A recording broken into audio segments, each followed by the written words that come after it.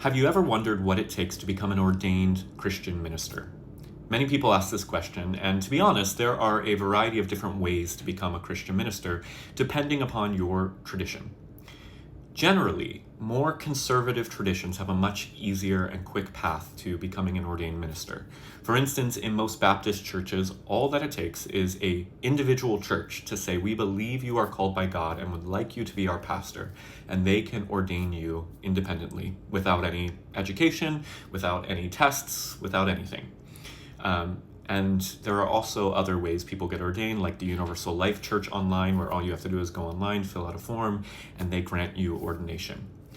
It tends to be that in more liberal and progressive denominations, there is a much more rigorous process. Now, this is also true of some conservative denominations, but by and large, most liberal denominations have a multi-year process that is very rigorous to determine if someone is qualified and called for the Christian ministry. In my denomination, the United Church of Christ, the process looked like this. You need either a Master's of Divinity degree or a Master's of Theology degree. I have a Master's of Theology. Then you need to have clinical pastoral education credits. That means that you've gone to a hospital or a chaplaincy agency and done work to learn about how to psychologically and medically care for people who are in crisis and who are in need. Then you will have to take a history and polity class. Polity meaning the structure of your particular tradition or denomination. And so I had to take a class about the history of the United Church of Christ and how we are structured as a denomination. And then you will generally have to write a few papers or take a few tests.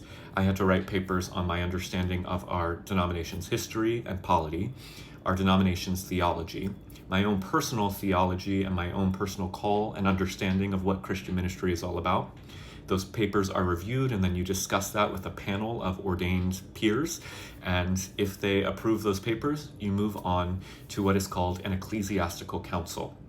This council is kind of the final chance that everybody has to ask you any questions they want, to examine your psychological exam, to examine all the work you've done, to examine the papers you've written, and to determine at the end of that council, through a vote, whether you are qualified for Christian ministry in that denomination. If they vote affirmatively, you then move on to an ordination ceremony, which essentially is a traditional Christian ceremony that's been around for thousands of years, where officials from that denomination will lay hands on you and officially confer the status of ordained ministry on a candidate. And after that, you become an ordained Christian minister in that tradition.